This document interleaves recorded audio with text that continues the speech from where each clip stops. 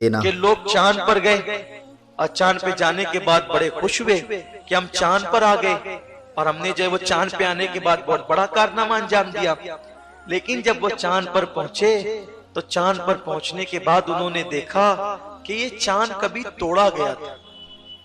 یہ چاند کبھی توڑا گیا تھا اور توڑنے کے بعد کبھی جوڑا بھی گیا تھا.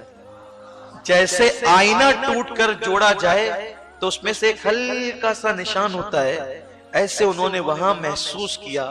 تو انہوں نے تحقیق کی کہ اتنا بڑا چاند جو زمین سے بہت بڑا ہے تو اس کو کیسے توڑا جا سکتا ہے، اور توڑ لیا گیا تو پھر جوڑا کیسے جا سکتا ہے. جب انہوں نے تحقیق کی تو پتا چلا کہ ہاں آج سے کچھ صدیاں پہلے ایک ایسا اللہ کا برگزیدہ بندہ تھا جس نے مینا کی وادی میں یا جبل ابو قبیس پہ کھڑے رہ کر اشارہ کر کے ہی 2 ٹکڑے کیا تھا. اور توڑنا تو سب کو آتا ہے لیکن انہوں نے جوڑ بھی دیا تھا. حضور علیہ السلام نے توڑا بھی تھا اور جوڑا بھی تھا. قربان جائیں، جب ان کے انگلی کے اشارے کی شان یہ ہے انگلی کے، تو ان کے پنجوں کی شان کیا ہوگی؟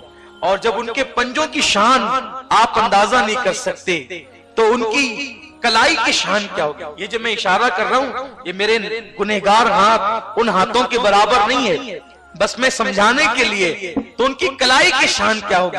اور جب ان کی کلائی کی شان بے مثال ہے تو ان کے بازوؤں کی قوت کیا ہوگی؟ اور جب ان کا بازو بے مثال ہے تو ان کے سینے کا عالم کیا ہوگا؟ اور ان کے وجود ناز کا عالم کیا ہوگا؟ اور جب ایسے وجود والے محمد کی یہ شان ہے تو محمد عربی کو بنانے والا جو خدا ہے اس کی شان کا عالم کیا ہوگا؟ اس خدا کی قوت کیا ہوگی؟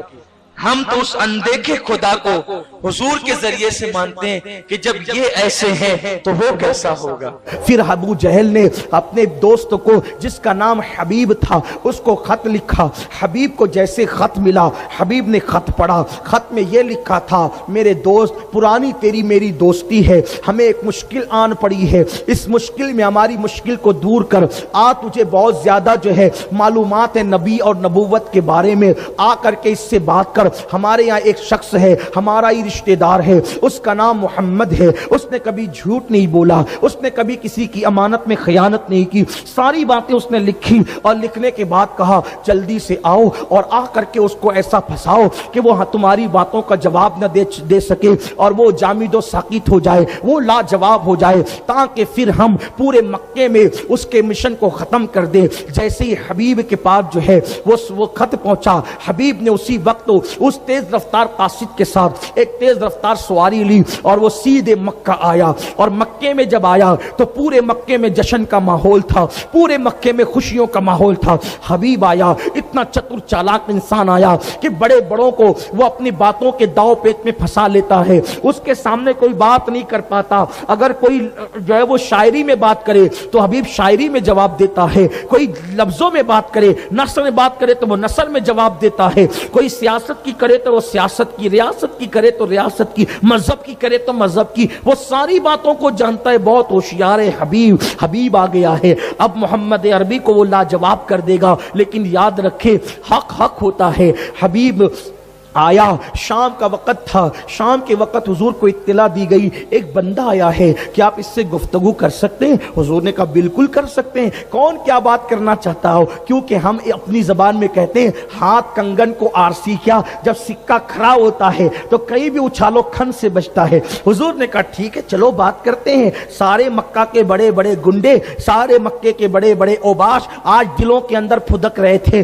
کہ ہم محمد عربی کے سامنے ایسے کو لائے ہیں کہ جواب ہو جائیں گے محمد عربی. لیکن قربان میرے امام نے کہا فصحا عرب کے بڑے بڑے تیرے آگے یوں ہے دبے لچے، کوئی جانے منہ میں زبان نہیں بلکہ جسم میں جان نہیں. اللہ اکبر. حبیب سامنے آیا. سامنے آنے کے بعد شام کا وقت ہے اور اتفاق سے 14ویں کا چاند پورے آب و تاب کے ساتھ چمک رہا ہے. 14ویں شب ہے. چاند کی دودیا روشنی مکے کی زمین پہ پڑ کر مکے کے ریگزاروں کو جو ہے دودیا روشنی रोशनी से जगमगा रही है, वो दूध या रोशनी जब मेरे नबी के चेहरे पे पड़कर वहां से नूर हासिल करती है तो देखने वाले पता नहीं कर पाते कि रोशनी उधर से आ रही है या इधर से जा रही है, रोशनी उधर से आ रही है या इधर से जा रही है। क्यों चांद से तशबीह देना, ये भी कोई इंसाफ है? चांद पर तो दाग है और उनका चेहरा साफ है। अल्लाह अल्लाह। हबीब यमनी ने कहा, ए मोहम्मद अरबी, मैंने सुना है कि आपने दावे नबुव्वत किया है,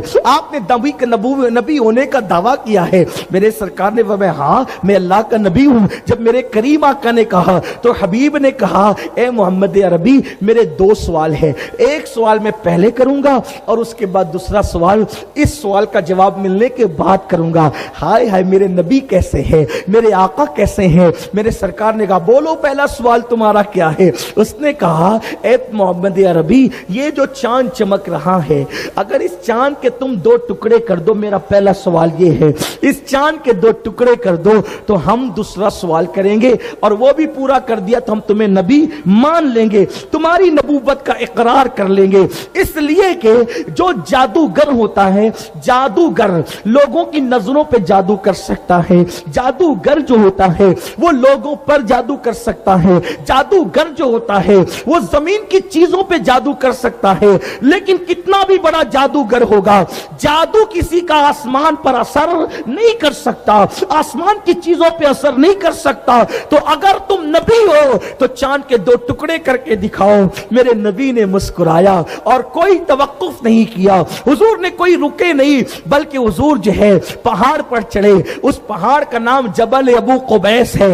अबू जहल दिल में खुश हो रहा था, इतना मुश्किल सवाल कर दिया, कितना होशियार है मेरा दोस्त हबीब, हबीब यमनी कितना होशियार है कि इतना मुश्किल सवाल किया, अभी मोहम्मद चुप हो जाएंगे। हुजूर मुस्कुराए, जबल अबू कुबैस पे खड़े हुए, मक्के के सारे लोगों की नजरें चांद की तरफ हुई। मेरे नबी ने इशारा किया, क्या बात है, सुभान अल्लाह सुभान अल्लाह। ये हुजूर के हाथ का मौजज़ा कौता, हुजूर के हाथ का, ये आज की नशिस्त का है, हुजूर के ये आज के, वरना हुजूर के हाथ के मौजज़ात गिनाऊं रात खत्म होगी, बात खत्म नहीं होगी। चौथा मौजज़ा, इशारा किया, उंगली का इशारा किया, चांद टुकड़े हो गया। रावी कहते हैं चांद का एक हिस्सा जबल अबू कुबैस के इधर दिखता था, ऐसा नहीं जो कैलेंडरों में और तस्वीरों में बताया जाता है कि बस इतना नहीं, इतना नहीं किया। हुजूर ने चांद के दो टुकड़े किए और ऐसे नहीं कि दोनों यूं यूं रहे और इतनी सी लकीर बन गई, नहीं। हुजूर जानते थे मक्के वालों में बहुत से चिटिंग बाज लोग हैं, ये जल्दी से मानेंगे नहीं। टुकड़े करके इतनी दूर किया कि चांद का आधा टुकड़ा जो है वो पहाड़ के इस तरफ नजर आया और चांद का दूसरा टुकड़ा पहाड़ के उस तरफ नजर आया, यानी दूर दूर हो गए। मक्के वालों की आंखें फटी के फटी रह गई। हुजूर ने चांद के दो टुकड़े किए, बास की तो हालत यहीं पे खराब हो गई। सोचा कि पहला इतना मुश्किल था, अब दूसरा इससे मुश्किल नहीं हो सकता। तो लोगों ने कहा मोहम्मद ने चांद पे भी जादू कर दिया। हुजूर ने फरमाया, चांद पे तुमने अभी कहा ना कि आसमान की चीजों पे जादू नहीं होता, और अगर तुमको यूं लगता है कि मैंने चांद पे जादू किया या लोगों की आंखों पे जादू किया, तो जो लोग जंगल में सफर पर हैं वो जब आ जाएंगे तो उनसे पूछना कि चांद टुकड़े हुआ कि नहीं हुआ। बल्कि ये तो हुजूर का मौजज़ा है। पूरी दुनिया में जिन जिन लोगों ने उस वक्त आसमान को देखा, उस वक्त जिसने आसमान को देखा उसको चांद के टुकड़े नजर आए।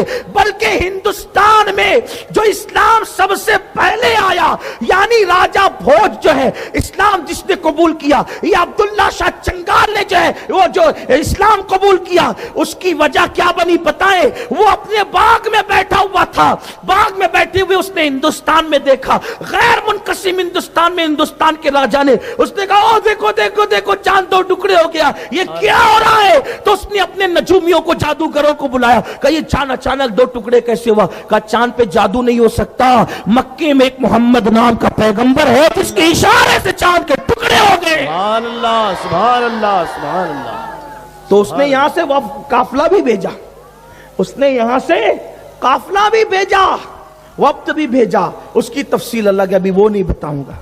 अच्छा एक बात, चौथा मौजज़ा, चांद के इशारा करके टुकड़े किए, सिर्फ टुकड़े ही नहीं किए, پھر اشارہ کیا تو وہ جڑ بھی گیا. سبحان اللہ سبحان اللہ سبحان. کتنے معجزے ہو گئے؟ 5. ایک توڑنا نا، ایک جوڑنا، سبحان اللہ سبحان اللہ. توڑا بھی جوڑا بھی. اگر نہ جوڑتے تو آج تک روزانہ 2 چاند نکلتے. بے شک اگر حضور نہ جوڑتے بے شک تو روزانہ 2 نکلتے، لیکن جوڑ کر 1 کر دیا. کتنے ہو گئے؟ 5. اب چھٹا ہاتھ کا معجزہ کیا؟ حالانکہ یہ ایک معجزہ نہیں، یہ درجنوں معجزات کی زنجیر ہے، بے شک. لیکن میں اس کو شمار نہیں کروا رہا ہوں. صرف ہاتھ کے جو ہاتھ سے متعلق ہے حضور کے وہ بتا رہا ہوں، جو ہاتھ سے متعلق ہے وہ بتا رہا ہوں. اب جو حبیب تھا وہ دیکھو، کچھ لوگوں کو جو اللہ عقل دیتا ہے نا وہ حق قبول کرتے ہیں، کچھ لوگ ضدی ہٹ درم ہوتے ہیں وہ قبول نہیں کرتے، لیکن جو لوگ سچے ہوتے ہیں وہ قبول کرتے ہیں. حبیب نے دیکھا نا کہ ایک میرا سوال پورا ہو گیا. اب تو دھیان دیجئے میرے بچوں اے بیٹا چپ رہو تھوڑا سا. لوگ کہتے ہیں کہ بچوں کو آگے نہیں بیٹھنے دینا، میں کہتا ہوں لیکن نہیں بیٹھنے دو، یہ اپنا مستقبل ہے، یہ سنیں گے تو کل ان کو یاد رہے گا. 2-4 بچے بدماش دکھتے ہیں، باقی سب بچے اچھے ہیں، لیکن یہ بھی مکمل بدماش نہیں ہے، تھوڑے سے. اگر منع کر دیں تو ابھی چپ ہو جائیں گے، ابھی نہیں کرنا بات، ٹھیک ہے نا بیٹا؟ حضور کا ذکر سنو میرے بچوں، تمہاری تقدیریں سنورے گی، بڑے ہو کر تم بھی بہت بلند بنو گے. حضور کا ذکر سنو. یہ جو آج کل ہم لوگ بولتے ہیں نا، یہ ہم اپنے بچپنے سے علماء کی تقریر سننے جاتے تھے، بلکہ ہمارا بچپنا اسی طرح گزرا ہے کہ ہم نے کبھی اٹی ڈنڈو نہیں کھیلا، کچولیاں نہیں کھیلی. ہمارا